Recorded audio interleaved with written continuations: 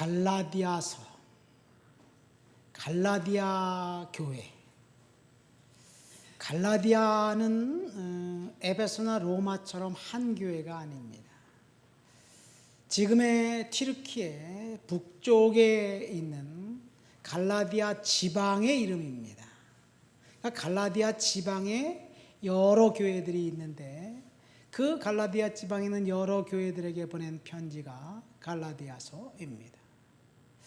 그리고 갈라디아 튀르키예 북쪽 갈라디아 지방은 사도 바울이 안디옥에서 파송받아서 이제 이고니움, 루스라, 더베, 수리아 안디옥 이런 곳으로 갔어요. 1차 전도여행 때 그곳을 지나갔고 2차 전도여행 때는 역순으로 지나갔고 3차 전도여행 때 한 번 더 방문했습니다. 그러니까 갈라디아 지방에 있는 교회들은 사도 바울이 심려를 기울여서 방문하면서 복음을 전했던 교회였습니다. 이렇게 집요하게 갈라디아 지방의 교회들을 바울이 방문해서 성도들을 격려했는데 그 이유는 교회에 들어온 거짓 선생들 때문입니다. 바울이 복음을 전하면 그리고 떠나면 거짓 교사들이 들어와서 또 이상한 가르침을 퍼뜨리고 성도들은 유혹을 당합니다. 그래서 사도 바울이 오늘 본문 7절 8절 말씀해 보니까 이렇게 강력하게 경고합니다. 어떤 사람들이 너희를 교란하여 그리스도 복음을 변하게 하려 함이라. 그러나 우리나 혹 하늘로부터 온 천사라도 우리가 너희에게 전한 복음 외에 다른 복음을 전하면 저주를 받을지어다. 어떤 사람이 성도들을 들어와 성도들을 유혹하고 그리고 다른 복음을 전하는 사람은 저주를 받을 것이고 다른 복음 때문에 왜곡된 복음 가운데 있는 사람들 그 성도들 때문에 사도 바울은 3번에 걸쳐서 교회를 방문합니다. 그리고 이제 성도들에게 경고합니다. 그렇다면 다른 복음을 전했다. 진짜 복음이 있는 거죠. 오늘 우리의 제목은 다른 복음을 경계하라는 제목입니다. 갈라디아서는 사도 바울이 내용은 2가지로 요약할 수 있습니다. 첫 번째, 의인이 구원을 받는다. 의인 득구입니다. 사도 바울은 믿음으로 말미암아 의롭게 되었다라는 이야기를 계속해서 성도들에게 이야기하고 십자가와 보혈의 은혜만 전하는데 그런데 다른 사람들이 유대주의자들이 교회에 들어와서 그리스도인이 되었다면 기독교인이 되었다면 예수를 믿는다면 그래도 너희들은 율법을 행하고 할례를 받아야 된다. 그런 이야기예요. 유대인들은 할례를 어렸을 때 받았지만 이방인들은 할례를 받지 않았잖아요. 이방인 성도들까지 기독교를 받아들이고 예수를 받아들인다면 할례를 받아야 된다는 이야기입니다. 그래서 교회에서 분란과 분쟁이 생겼습니다. 많은 교인들이 이거 우리가 할례를 받아야 되는 건가 말아야 되는 건가 헷갈립니다. 여러분, 구원은 믿음으로 받는 것이기 때문에 할례 유무는 구원에 상관이 없다라고 사도 바울이 이야기하면서 왜 이방인 성도들에게 너희들도 지키지 못하는 율법적 조항을 들어서 성도들에게 멍에를 씌우고 죄의 종이 되게 하려느냐 책망합니다. 그래서 갈라디아 교회에 들어온 문제는 2가지인데 첫 번째는 율법을 행해야 구원받는다는 이야기. 그 진리를 물타기해서 성도들로 하여금 비진리와 진리가 혼재하게 만들어서 무엇이 진짜고 무엇이 가짜인지 헷갈리게 만들었습니다. 2번째, 바울 자신에 대한 문제입니다. 바울이 사도인 것을 교회와 성도들이 계속해서 의심하면서 불신합니다. 왜 그래요? 거짓 선생들이 사도 바울이 와서 또다시 너희들이 가르친 것 아니야, 가짜야, 그런 말을 하면 저주받아. 그러니까 그 사람들이 바울, 너 진짜 사도 맞아? 너 예수님 봤어? 그러면서 바울의 사도권에 대해서 계속해서 공격해 나갑니다. 그래서 바울은 자신이 이 부활하신 주님을 만난 진짜 사도임을 강조합니다.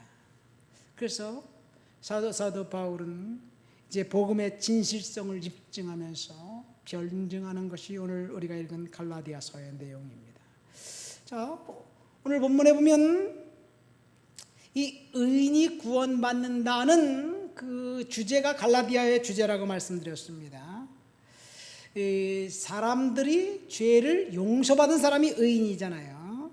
근데 유대주의자들은 예수를 믿어서 죄를 용서받고 구원받는 것이 아니라 율법을 지켜야 되고 할례를 받아야 된다고 그렇게 행위를 강조하고 주장합니다. 여러분, 이것이 다른 복음이에요. 다른 복음은 인간의 행위를 강조합니다. 여러분, 이 세상에 그 어떤 종교라도 행위를 강조하지 않은 종교가 없습니다. 이 구원은 신이 인간에게 베푼 호혜, 은혜가 아니라 인간이 신의 마음을 들면 그 신이 그래 넌 됐어. 넌 내가 구원해 줄게. 넌 내 마음에 안 들어. 넌 구원 안 돼. 너는 지옥 가. 이제 그렇다는 이야기예요. 여러분, 모든 종교는 인간이 신을 찾아가는 거예요. 신의 마음을 들려고 하는 거예요. 그래서 옛날에 신의 길, 사람의 길이라는 SBS 다큐멘터리가 있었어요. 그러면서 이슬람을 옹호하고 기독교를 이제 폄하했던 그런 적이 있었습니다. 여러분, 우리가 행함으로 신의 마음에 잘 들어서 구원받는다면 어떻게 행동해야지 신의 마음에 들까요? 그러니까 신을 사람들이 몰라요. 인간이 아니잖아요.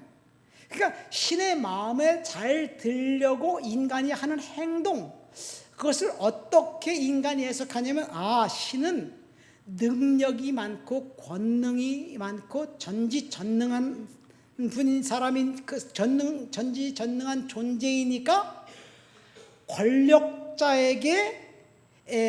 권력자와 신을 동일시합니다.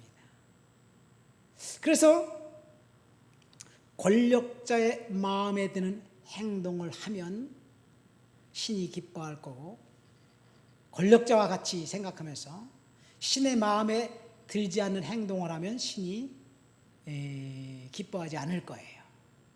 여기까지는 누구나 인정해요. 좋아요. 근데 신이 너그러운 신이라면 괜찮은데 변덕스럽고 잔인한 신이라면 어떨까요?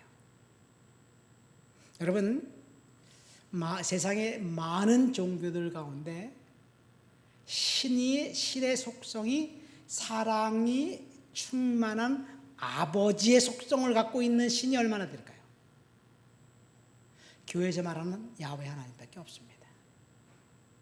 이 세상의 모든 종교들이 추구하는 신은 그 폭력적이고 잔인하고 변덕스럽습니다.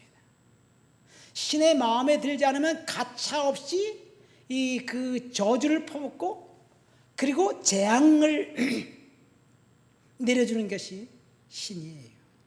그리스 로마 신화에 봐도 그렇고 인도의 신들도 봐도 그래요. 그러니까 잔인한 신, 폭력적이고 무서운 신에게 인간의 마음에 들게 하는 행동은 도대체 뭘까요? 그래서 인간이 최상의 것을, 인간에 있어서 최상의 것을 신에게 드린다면 신은 감동받을 거야 라고 생각하면서 최상의 것을 갖다 신에게 바치기로 해요. 그래서 신전마다 금, 은으로 취장해요. 세상에서 가장 좋은 건 다 신전에다 갖다 놓으려고 해요. 그런 생각이 교회도 마찬가지예요. 성전을 건축하면 교회는 하나님의 것은 최상의 것을 갖다 놔야 돼. 최고급의 것을 갖다 놔야 돼. 그렇게 생각하는 것이 자연스러운 그런 마음이에요. 그건 나쁜 건 아니에요. 어쨌든 그런데 어떤 인간의 행동을 해야지 신이 마음에 들까요? 인간이 생각해낸 가장 최상의 가치 있는 것을 신에게 드린다고 할 때 나에게 가장 소중한 것을 신에게 드리면 신이 기뻐할 거야 라고 생각하면서 거기서 나온 것이 인신제사예요. 그 어떤 것보다 사람을 하나님 신께 바치면 신이 좋아할 거야 이렇게 이제 생각하는 거예요. 자, 최고의 재물은 사람입니다. 어린아이입니다. 어린 남자아이일까요? 어린 여자아이. 사극에 보면 왕이 폭군이 후궁을 드리는데 우리나라 조선시대에 보면 무슨 뭐 결혼 금지 명령을 내리고 뭐 사주단자를 받고 그러는데 예쁘고 가문 좋은 집에 어린 처자를 찾는 거예요.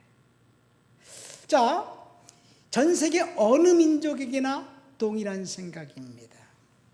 그래서 하나님은 인신제사를 증오하셨고 미워하셨고 심판하셨습니다. 자, 이 갈라디아 교회 이제 성도들에게 주신 본문인데 우리는 다른 복음을 경계하라는 그 말씀을 가지고 이 복음을 설교를 듣고 있어요. 근데 갈라디아 교회에 들어온 다른 복음이라면 제가 말했던 인신제사나 우상숭배와 같은 것들을 주장한다면 모든 성도들이 다 그건 가짜야, 그건 복음이 아니야, 그리고 경계하고 물리쳤을 거예요.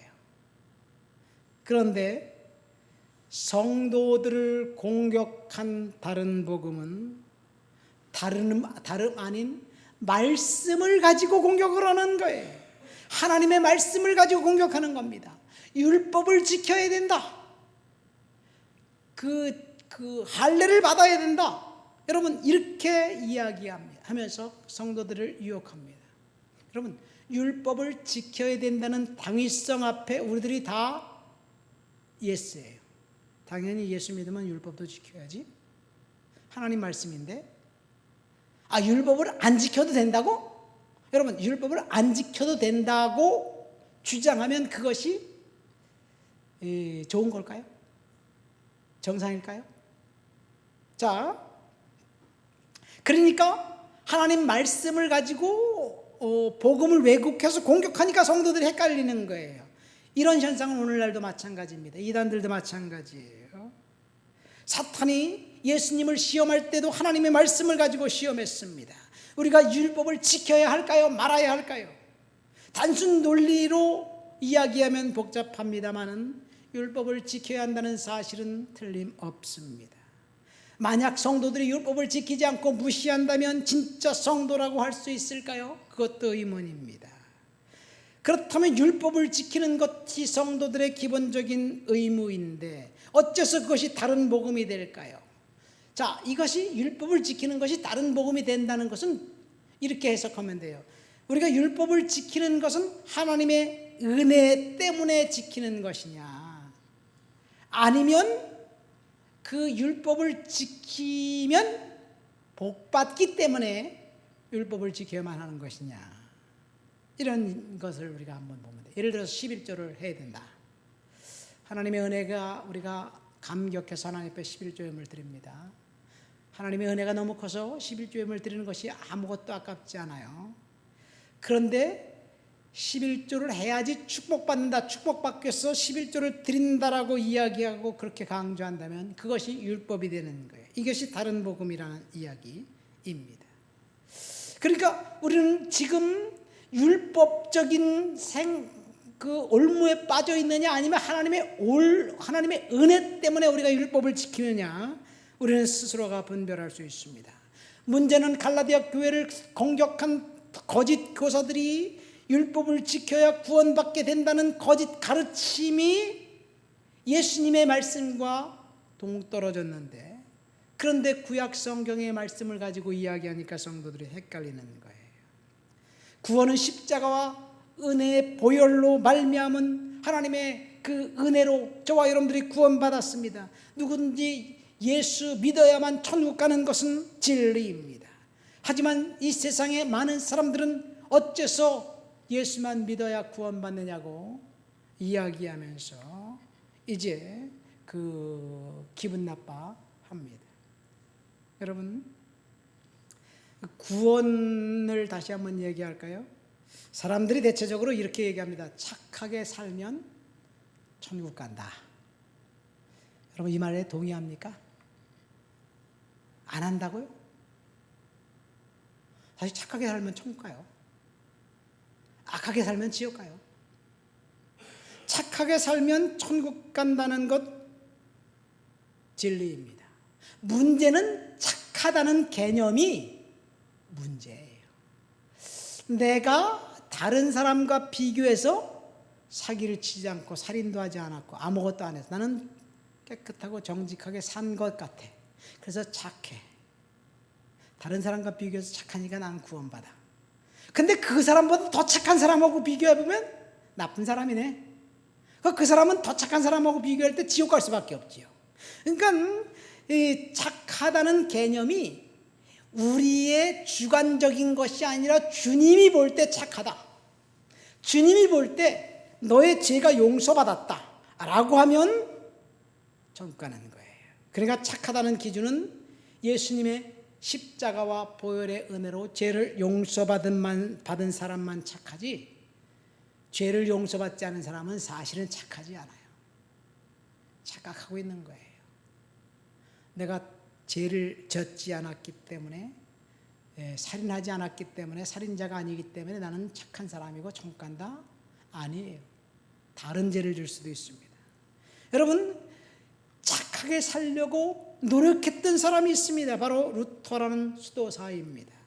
그는 영혼의 번민 때문에 하나님 앞에 나와서 정말 열심히 기도하고 회개했습니다.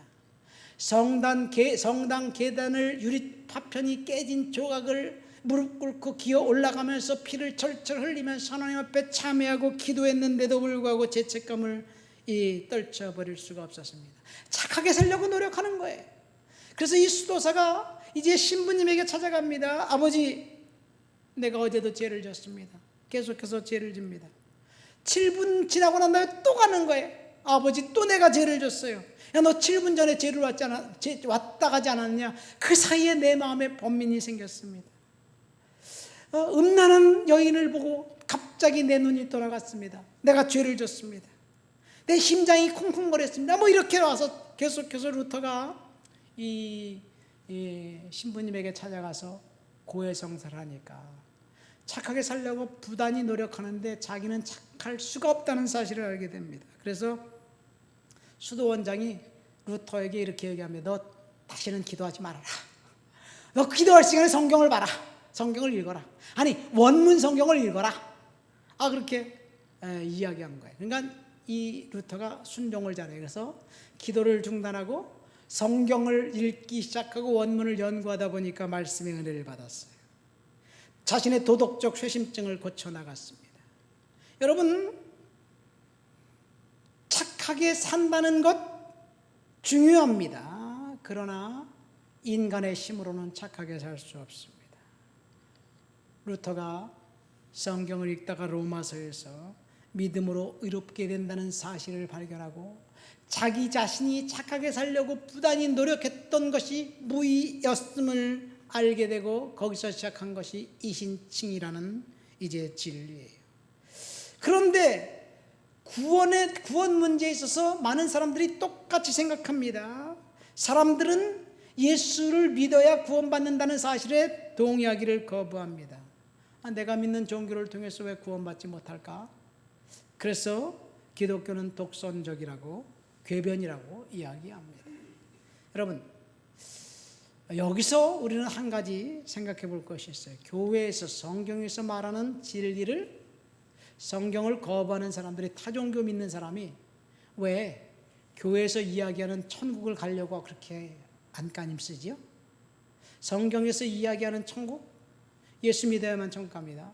다른 종교는 모르겠어요. 천국을 이야기하는 건 이슬람교가 있습니다. 불교는 극락이 있다 그러죠. 불교 믿고 극락 가면 되지. 왜 불교 믿는 사람이 천국 가려고 그렇게 아둥바둥대면서 불교 믿는 사람이 예수 믿어야만 천국 간다는 사실을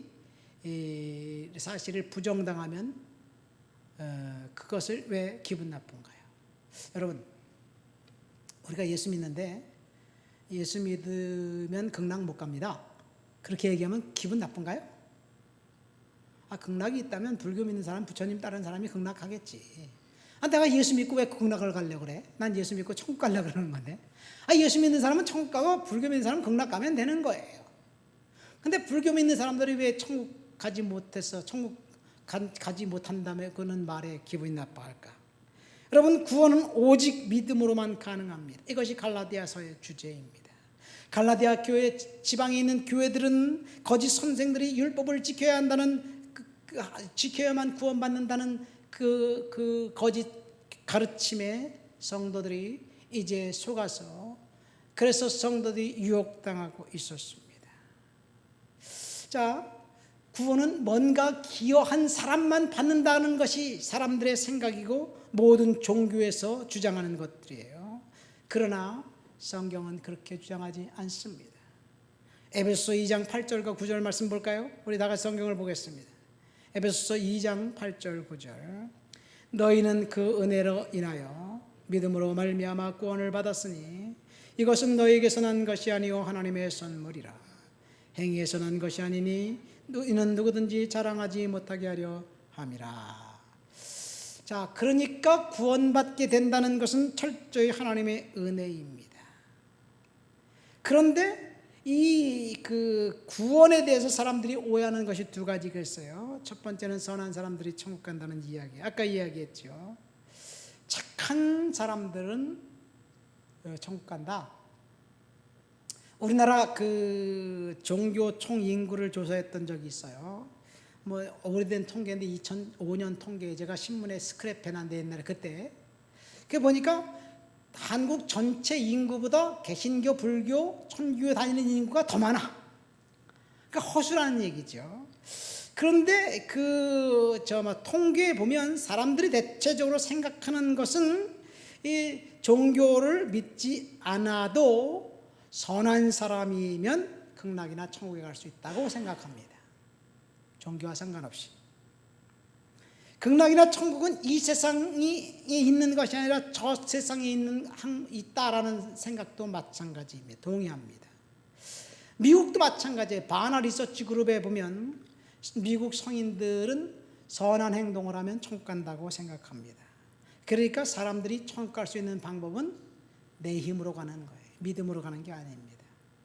율법을 지킴으로 간다는 것이 사람들의 생각입니다. 여러분, 이것이 거짓 가르침, 거짓 복음이라는 이야기예요. 율법으로 천국 갈 수 없습니다.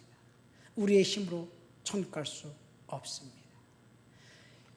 그렇다면 오늘날 교회를 공격하고 있는 거짓 복음은 무엇일까요? 우리는 다른 복음을 경계하라는 제목으로 설교를 듣고 있습니다. 바울은 명확하게 경고합니다. 내가 전하지 않는 다른 복음을 왜 따르느냐? 다른 복음을 전한다면 그 전하는 사람은 저주를 받을 것이다 라고 8절과 9절에 이야기하고 있습니다. 바울 당시 교회를 강타한 다른 복음은 율법주의였습니다. 율법을 지켜야 된다는 당위성을 모두가 다 인정하지만 그것이 구원에 동의이 된다는 사실은 동의할 수가 없습니다.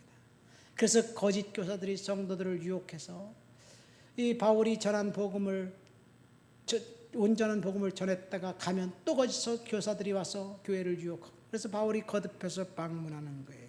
오늘날 교회에 들어온 다른 복음은 도대체 무엇일까요?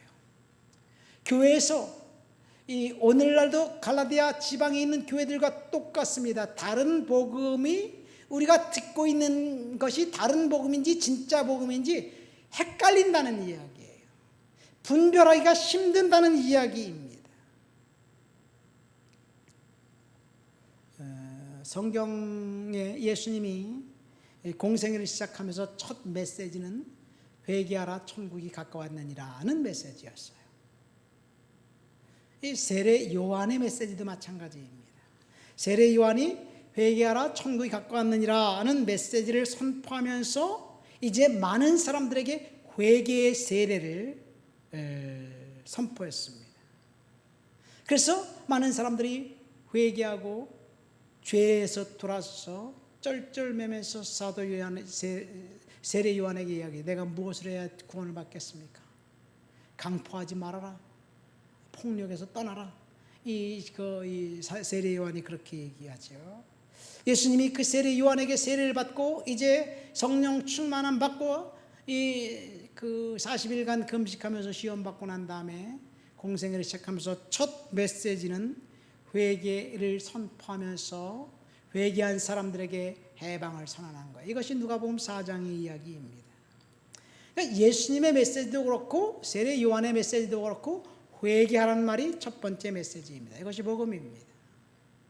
공교롭게도 성령 충만함 받은 제자들이 이제 베드로가 숨어 있다가 성령 오순절날 성령의 강력한 충만과 임재를 경험했어요. 그래서 길거리에 나갔습니다. 그래서 만나는 사람들에게 복음을 전합니다. 세례 요한의 그 베드로의 첫 메시지가 뭔지 아세요? 회개하라는 메시지예요. 회개하라는 메시지가 베드로의 첫 메시지였습니다. 베드로가 제자들과 함께 회개하라고 외치자 3,000명의 사람들이 회개했습니다. 사도행전에 나온 초대 예루살렘 교회를 비롯한 이 초대교회 성도들, 사도들은 메시지는 십자가와 이 보혈과 회개라는 세 가지 주제만 계속해서 복음을 전했습니다. 이 십자가와 보혈과 회개에 대한 복음을 전하자 사람들이 변화되기 시작했어요. 부흥의 불길을 타고 12 제자들이 민족과 열방으로 흩어져 복음을 전하기 시작했습니다.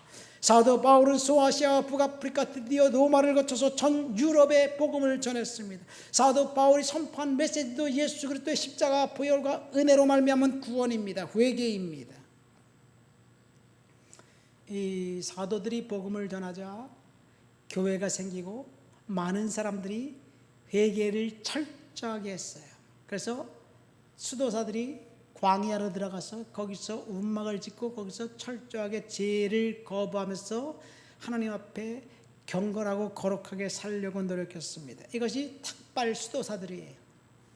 탁발 수도사들이 이제 은거하면서 마을마다 그 도시마다 돌아다니면서 사람들에게 회개를 전하고 그리고 복음을 전하자 이 이집트, 소아시아, 그 다음에 아랍, 터키 이 모든 지역들이 다 예수 믿는 그런 사람으로 바뀌었습니다.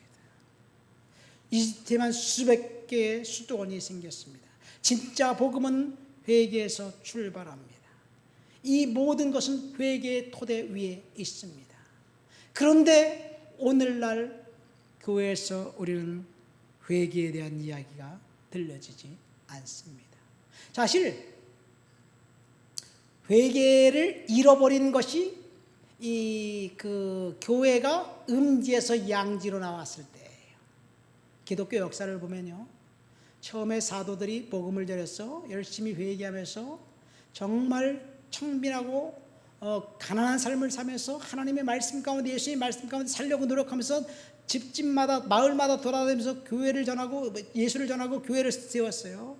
그런데 핍박이 있으니까 음지로 들어가는데 핍박이 끝나고 종교가 정치의 힘을 입어서 이제 권력이 되자 결국 교회는 회개를 잃어버렸습니다.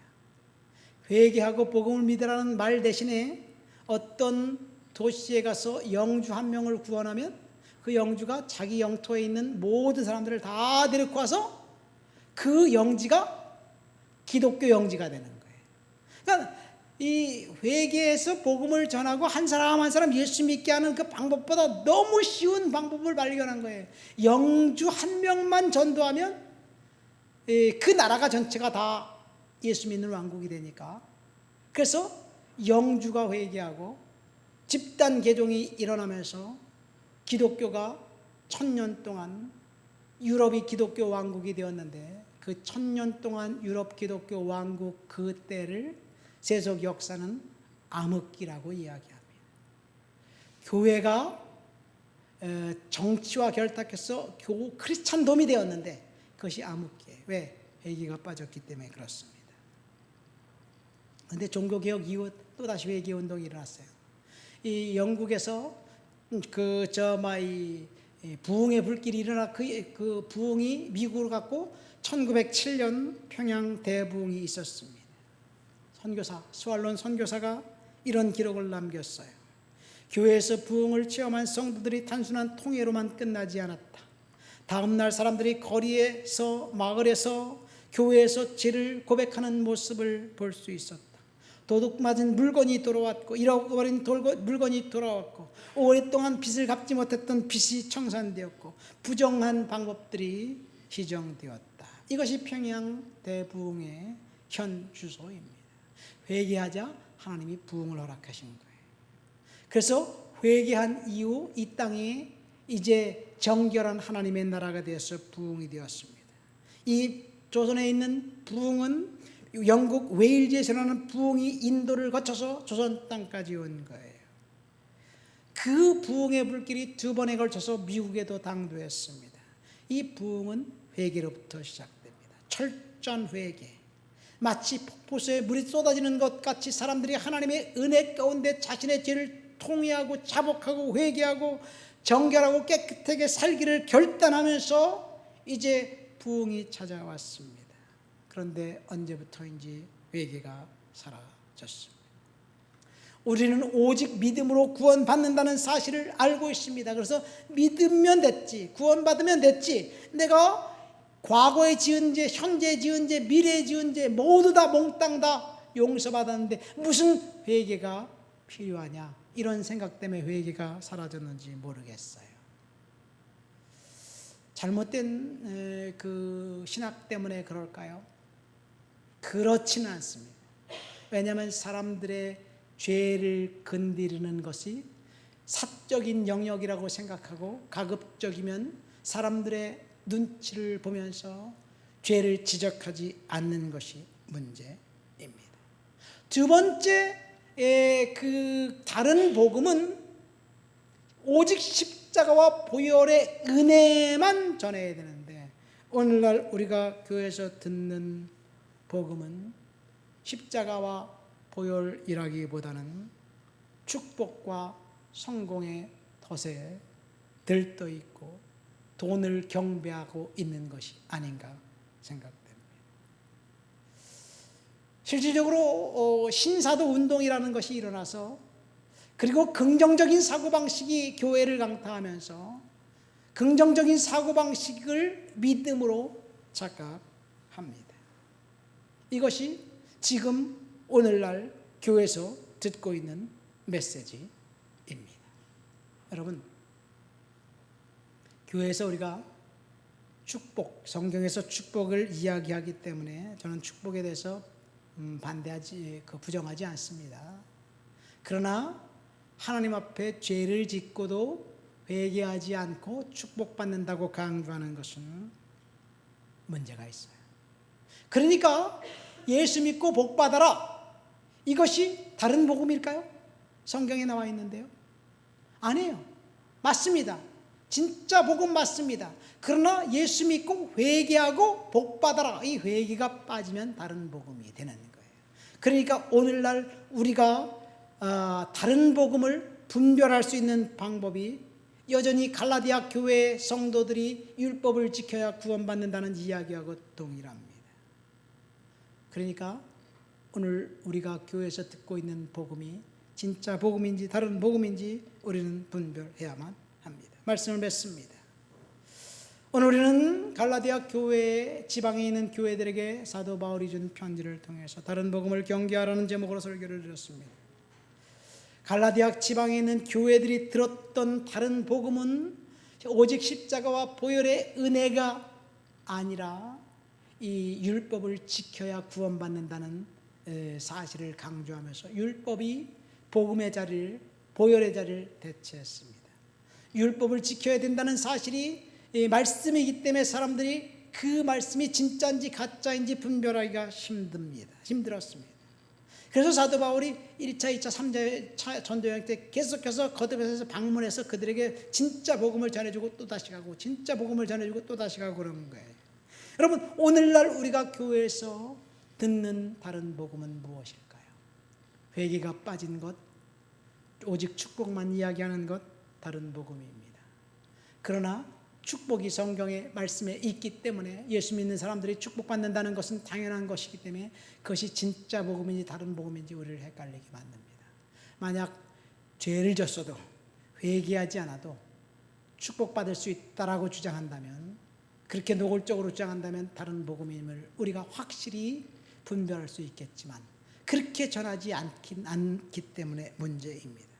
중요한 것은 복음의 자리에, 보혈의 자리에 축복이 차지했다면, 우리가 예수를 믿는 것이 하나님의 그 십자가 보혈의 은혜 때문에 감사해서 믿는 것이 아니라 축복받기 위해서 믿는다면 그것은 다른 복음이에요. 우리가 다른 복음을 따르는지 진짜 복음을 따르는지 우리는 온전히 분별해야 될 줄 믿습니다. 우리 다 같이 말씀을 생각하고 통성으로 기도합니다. 하나님 아버지, 다른 복음을 분별해서 하나님 앞에 믿음으로 살아서도록 주여 도와주시옵소서 기도합니다. 하나님 아버지, 감사합니다. 오늘도 주님 앞에 나와 주를 높여드리고 주를 찬양하고 주를 예배합니다. 성령의 능력과 충만과 거룩한 역사로 사로잡아 주시옵소서. 다른 복음을 분별하고 하나님 아버지 앞에 믿음으로 살아서도록 주여 도와주옵시기를 시간도 간절히 기도합니다. 하나님, 우리 좋은 육교를 주님 사용하여 주시옵소서. 우리 교회에서 온전한 복음이 선포되어질 수 있도록 도와주옵시고 은혜가 선포되어질 수 있도록 주여 도와주시옵소서. 주를 높여드리고 주를 찬양하고 주를 예배합니다. 예수님의 이름으로 기도합니다.